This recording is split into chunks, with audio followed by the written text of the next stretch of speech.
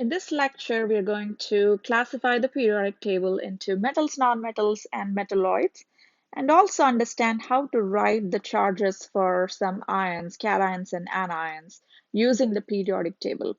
So this lecture is a preparation for the next lecture that is coming up based on nomenclature. So if you know how to pull the periodic table out and write some ions, you will be able to put the ions together to construct formulas.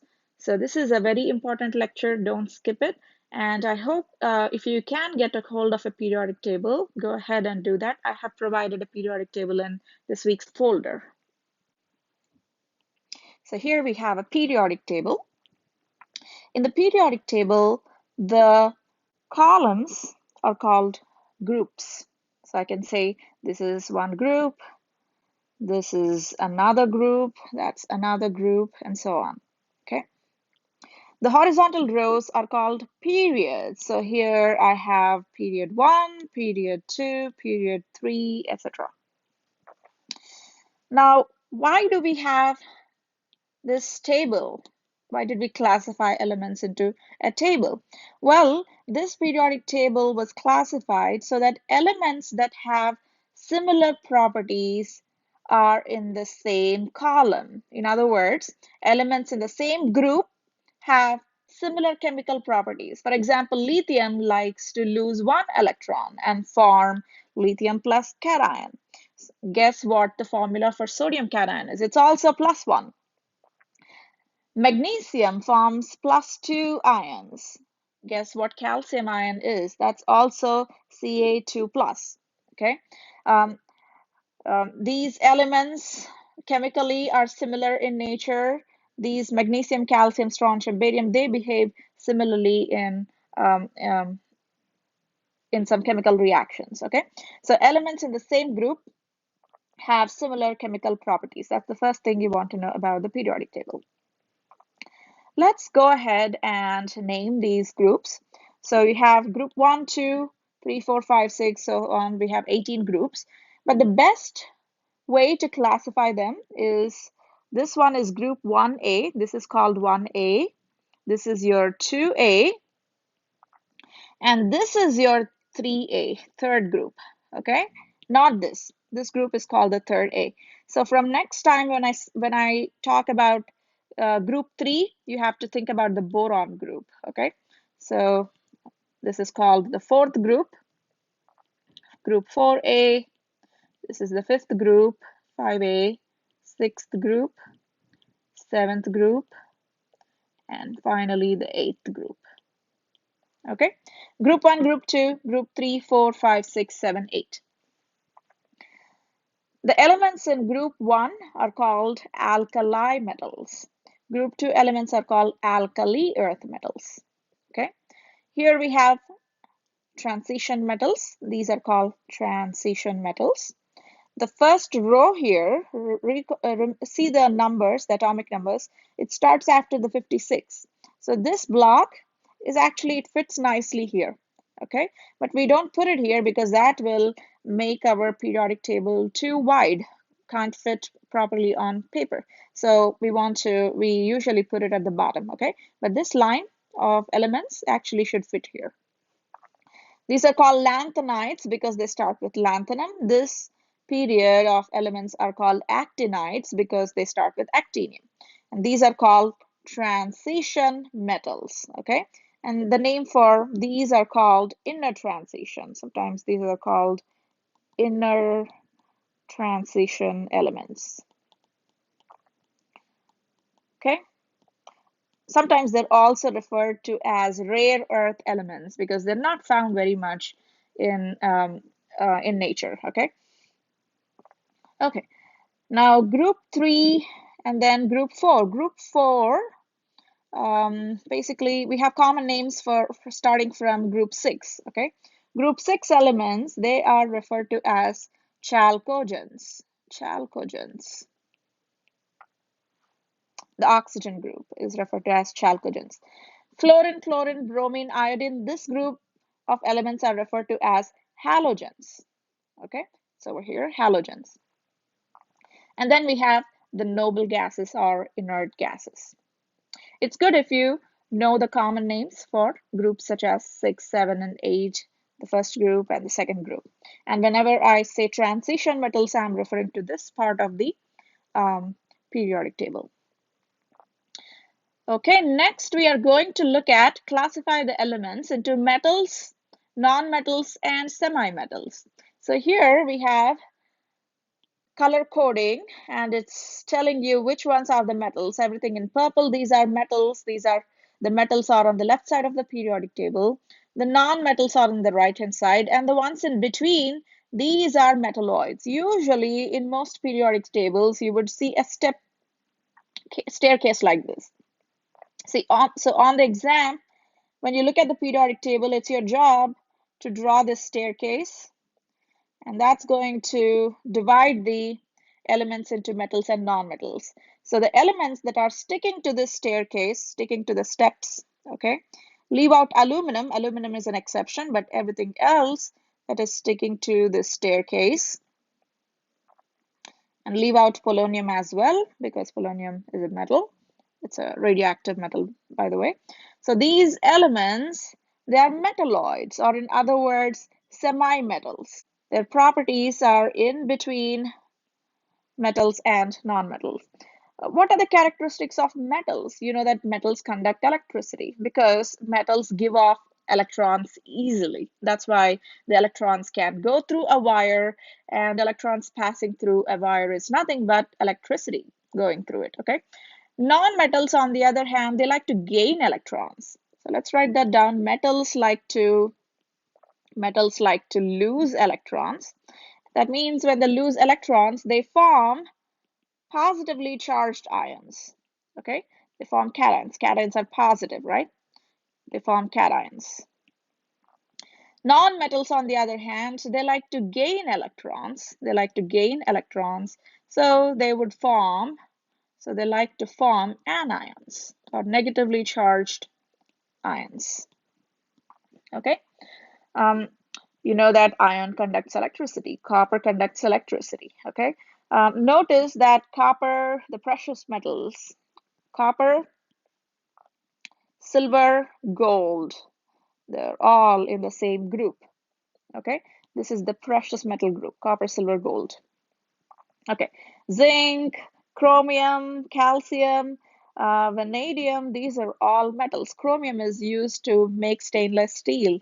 It's not very corrosive. Iron, it becomes rusty over time. Okay, so you have other metals like sodium, magnesium, potassium, calcium. I recommend learning the symbols for at least this group, group 1, 2, this whole group. You need to know the symbols. So when I say tin, you should know that tin is Sn, okay? When I say selenium, you should know selenium is represented by the symbol Se. So I recommend knowing the symbols for group 1, group 2, and all these other 6 groups. And the very first row in the transition metals, and also copper, silver, gold, mercury. Okay, I recommend knowing the names of these.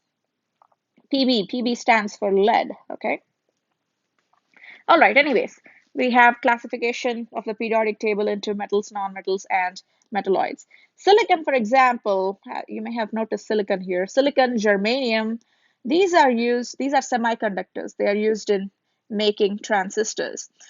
Because they are neither metals nor metals, they have special properties. Sometimes you can make them conduct electricity, and you can also make them and behave as an insulating material at other times. So silicon is a semiconductor, and that property of making it behave like a conductor or a non-conductor is why we use it in transistors. Okay, so as I said, metals like to lose electrons and non-metals like to gain electrons. But why?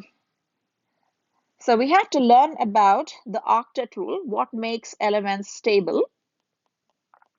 The octet rule says that having 8 electrons in the valence shell, valence means outermost, so valence means outermost. Having 8 electrons in the valence shell makes the atom stable. Okay, so how do you tell how many valence electrons are in each element? Just go with the group number. Group 1 has 1 valence electron. Group 2 elements, they have 2 valence electrons. Group 3 elements have 3 valence electrons. Group 4 has 4. So 5, 6, 7. Group 8 has 8 valence electrons. Okay, so let's write that down. Group number is equal to number of valence electron number. Okay, so as you can see, since the noble gases have 8 valence electrons, they are very stable. They don't like to combine. If you remember the first lecture, we said a balloon, we zoomed into a helium balloon and we said it contains helium atoms, right? We said it contains helium atoms. So if you write the formula for helium gas, it's just He. For oxygen gas, oxygen likes to combine with another oxygen and make oxygen molecules. Okay, helium doesn't like to combine. It's stable by itself. Oxygen is not stable by itself, so it combines with another oxygen to become stable. Okay, so these are stable. And all other elements, they try to combine with others, or they like to lose or gain electrons in order to have 8 electrons in their valence shell. Okay, by the way, there is one exception.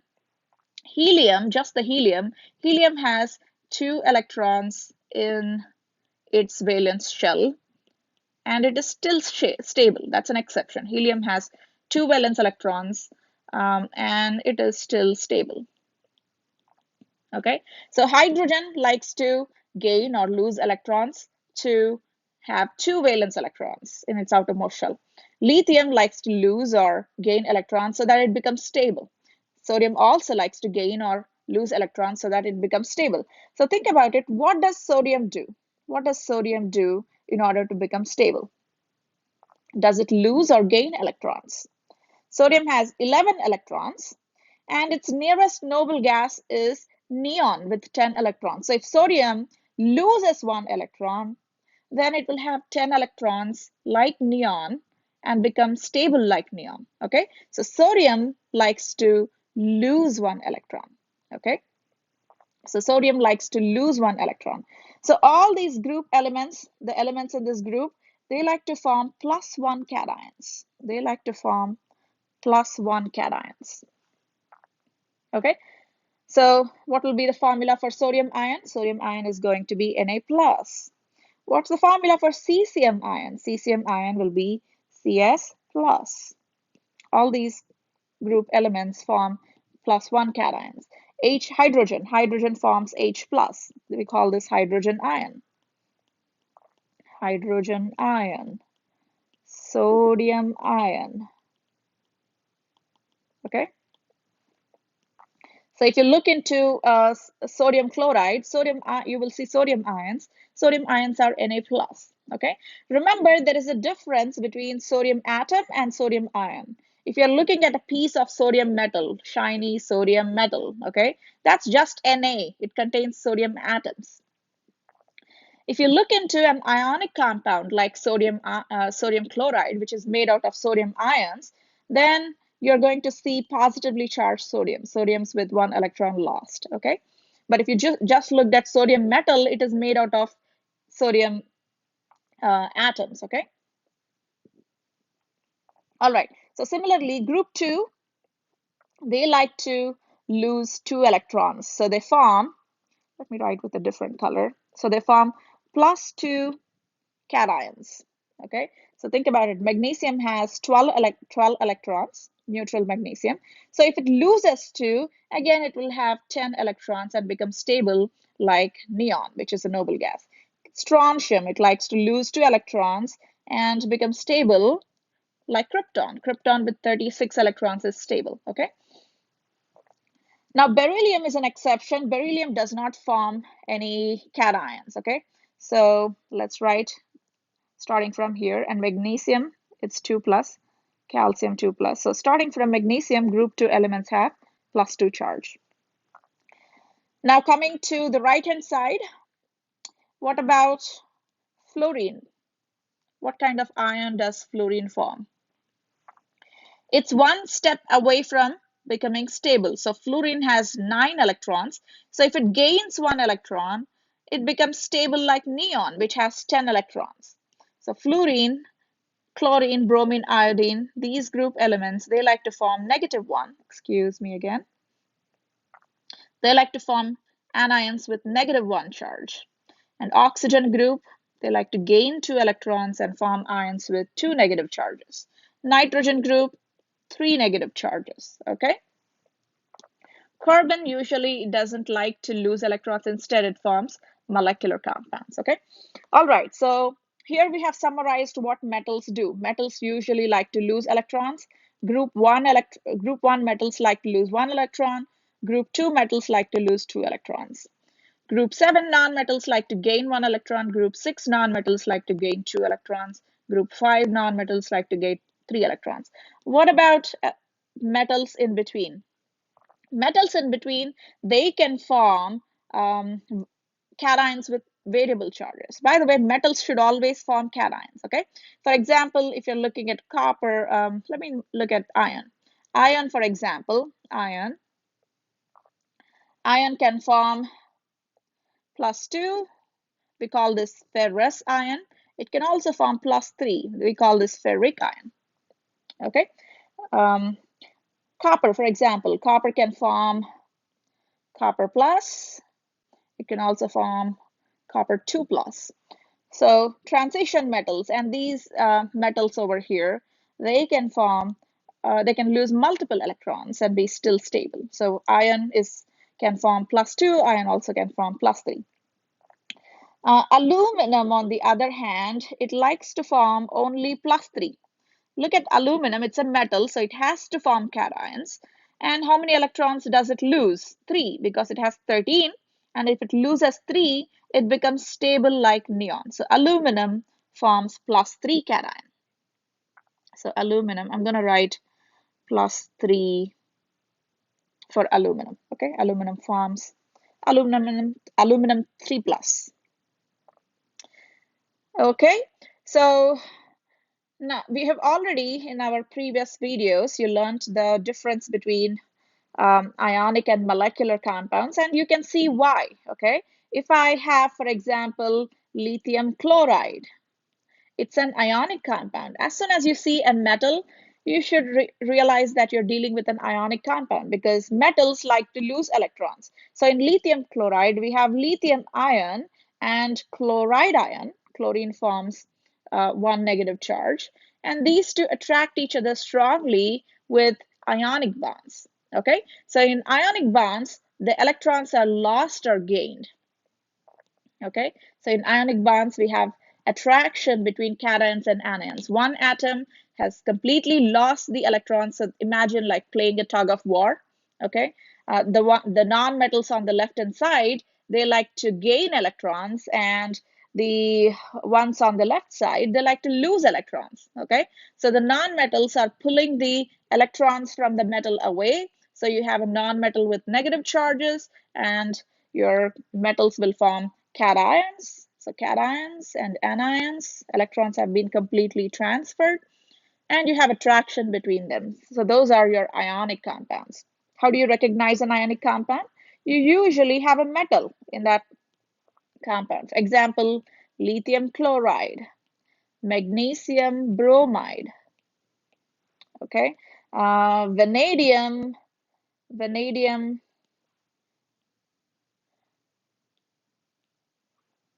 vanadium oxide. I'm going to show you how to name this later, but this compound is also ionic because vanadium is a metal. So if you see a metal non-metal combination, you have an ionic compound.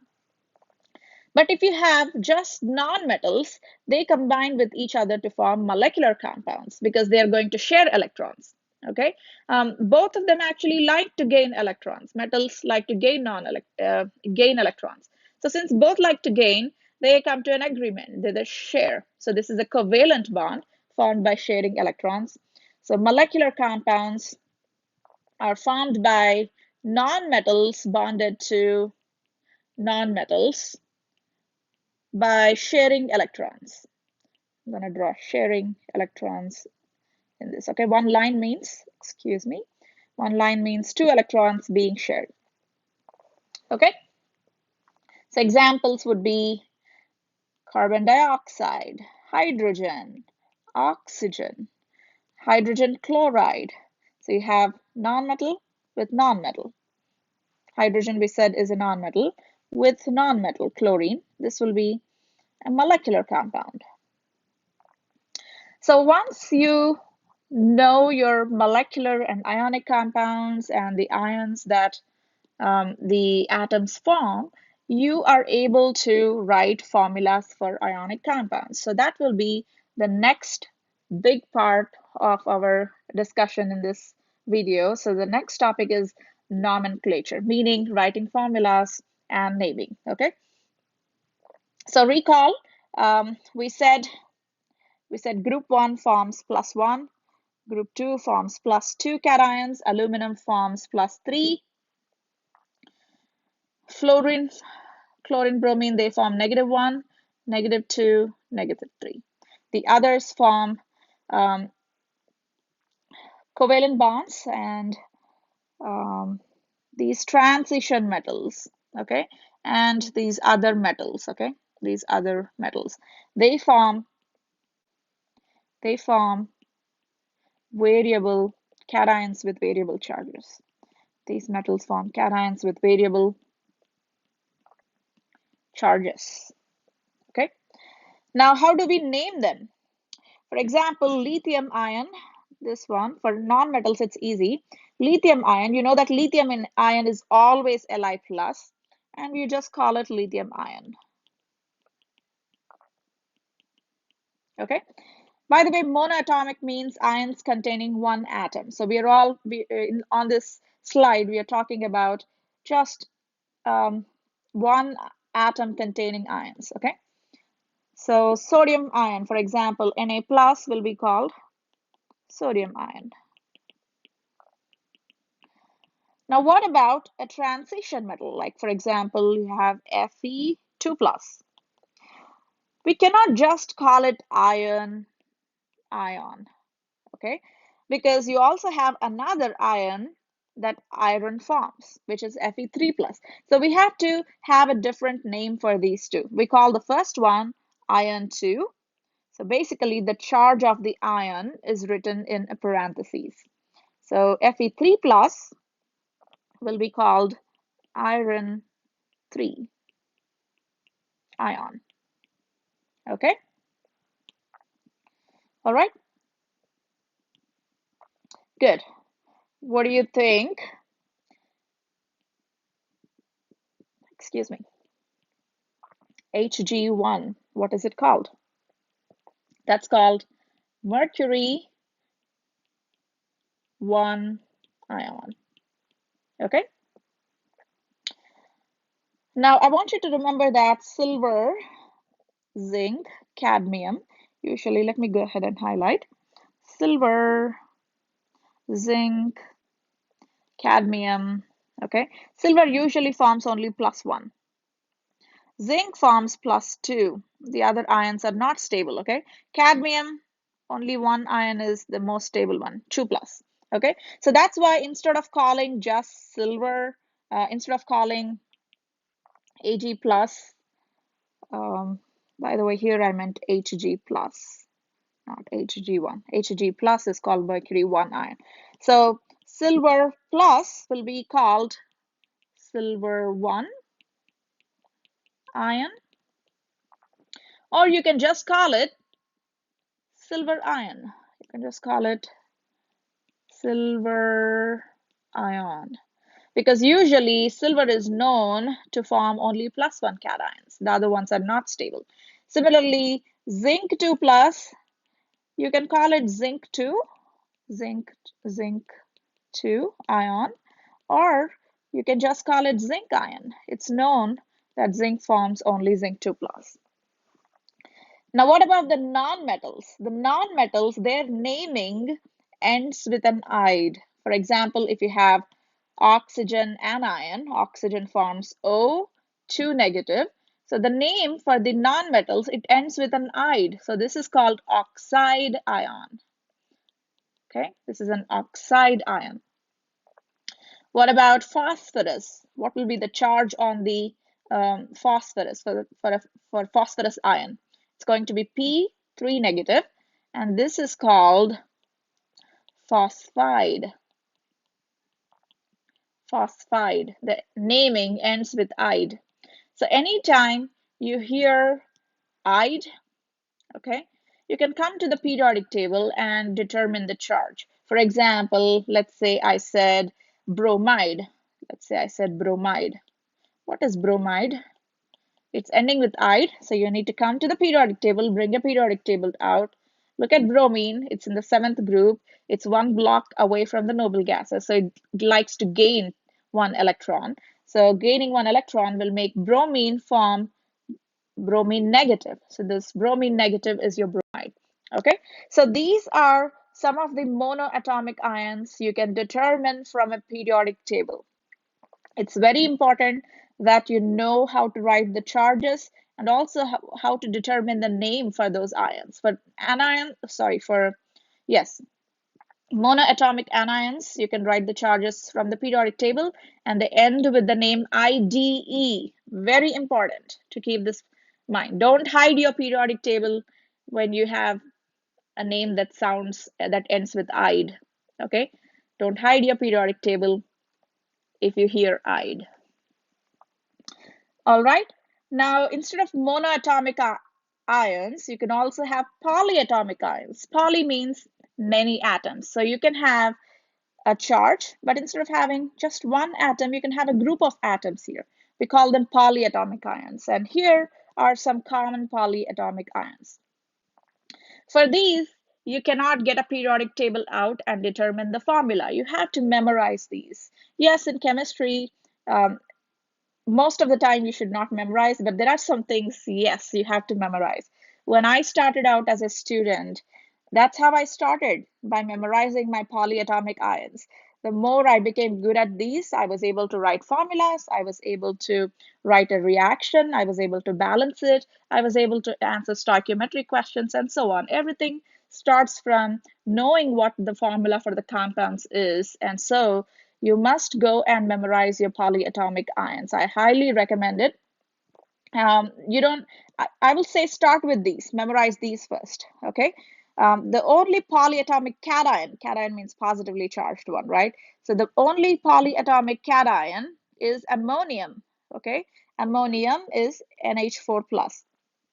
Remember we said NH3 is ammonia. It's not an ion, it's a compound. No charge on this, right? This is a compound. This is a compound. But ammonium is an ion. It's a polyatomic ion because it contains group of atoms. So ammonium is basically this ion with one nitrogen attached to 4 hydrogens. And this whole group carries only one positive charge. This whole group, you bring all the electrons and then you removed only one electron out of them, okay? So this is a group of atoms carrying one positive charge. Nitrate is group of these atoms, nitrogen attached to 3 oxygens, and the whole thing is carrying only one negative charge. That means you added an extra electron after putting the nitrogens and oxygens together, okay? So nitrate, chlorate, carbonate, sulfate, phosphate. Phosphate is the one that has 3 negative, okay? So you don't see many ions with 3 negative. So remember, phosphate is the only one. We talk about sulfate a whole lot. So go ahead and memorize these. That's your acetate, which can be written both ways. And hydroxide, here the name is ending with hydroide, okay? But it has 2 elements in it, hydrogen and oxygen. It's polyatomic, so don't pull your periodic table just for this ide, okay? Just memorize. Hydroxide is OH with 1 negative charge. And once you know your 8s, and notice that these are ending with 8s. So if you hear 8, it's a polyatomic. You should have memorized that. And once you know your 8s, if you subtract 1 oxygen from the 8, minus 1 oxygen, you get ite. Okay, for example, what would be the formula for chlorite ion? Chlorite ion. Okay, you get ite by subtracting 1 from 8. So 8, sorry, subtracting 1 oxygen, I should have said. 8 minus 1 oxygen is equal to ite. Okay, so here's your 8, your chlorate. So you subtract 1 oxygen, so it will be ClO2. Don't change the charge remains the same. Okay, ClO2, and then the same charge, 1 negative. That's your chlorite ion. Okay, so you can also make 8 plus 1 oxygen. Don't change the charge, just add 1 oxygen. Okay, 8 plus 1 oxygen will give you per 8. So the name starts with per and ends with 8. For example, ClO3 negative is chlorate. If you add 1 oxygen, ClO4 negative will be perchlorate. Okay, there's one more you can do. If you have 8, okay, minus 2 oxygens, okay, minus 1 oxygen is ite, the name ends with ite, and minus 2 oxygens, it starts with hypo and ends with ite, hypoite.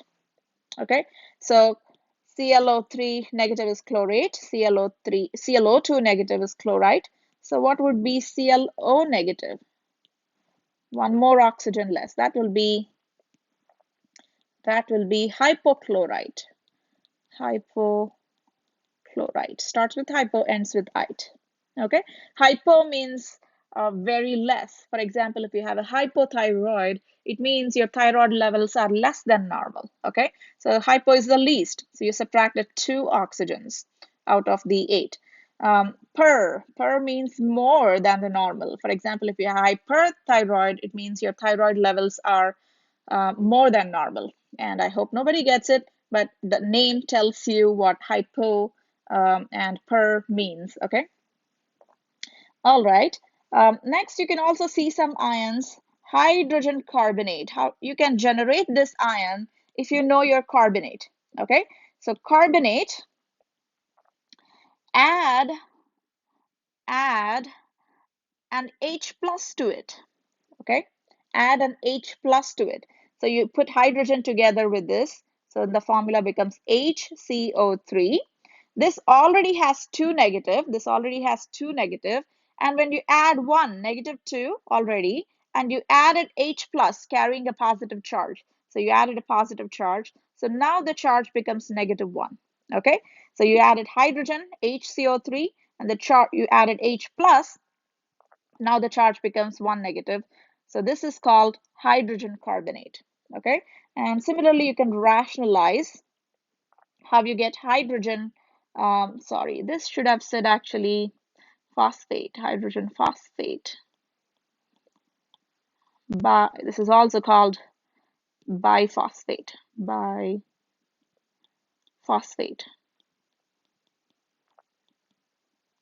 Okay, so phosphate is that. Now you add 1 hydrogen to it. Sorry, it's not just hydrogen ion, H plus to it. This is going to be called HPO4. The formula will be HPO4. You started out with 3 negative. Now you add 1 positive, so you should get 2 negative. HPO2 negative is called biphosphate ion or hydrogen phosphate ion. Can you guess what the formula will be for dihydrogen phosphate? Dihydrogen phosphate ion. You add 2 hydrogens to phosphate. So it's going to be H2PO4. You added 2 hydrogens. So you started out with 3 negative. You added 2 hydrogen ions. So each hydrogen ion has a positive charge. So the total charge now will be just 1 negative. So HPO4 negative is called dihydrogen phosphate ion. Okay, Lastly, we forgot to mention that hydrogen can form H negative as well. This hydrogen on some periodic table, you sometimes see the hydrogen perched here because sometimes hydrogen behaves like the fluorine chlorine group as well. So it can also form H negative ion. So what do you think H negative will be called? We said our anions, monoatomic anions end with "ide." So H negative should be called hydride ion. Okay, so now you know how to do your monoatomic ions from the periodic table. You know how to write your polyatomic ions, memorize some of these, and the rest will follow from there. Okay, you need to go ahead and start with these at least, and then eventually try to memorize these. Okay, I would suggest highly to go and look at Google this, Nick the Camel for polyatomic ions. These polyatomics that end with 8, there is a mnemonic to remember how many oxygens and how they contain and what the charge is. So if you're having a tough time memorizing it, I highly recommend Google this mnemonic. It will help you to memorize the 8s. And once you know the 8s, you can do the others. All right, so this is the key to doing nomenclature. Okay, so I highly recommend that you um, um, memorize your ions by the time we learn about how to form compounds and how to write formulas for compounds in our next lecture. All right, guys, have a good day. I hope this lecture helped you, and these are long lectures, I know, because this course is condensed into just 1 month. So please be patient. Take breaks if you need between the videos, but come back to them. Keep at it. You can do this. You just need to give some time, because without practice and without actually understanding the concepts, it will be hard to work on the problem. So don't skip any videos. Um, Watch them while you're at your best. If you need to take breaks after every 20 minutes or 30 minutes, go ahead and feel free to do that. But come back, keep at it, get a schedule. You can do this.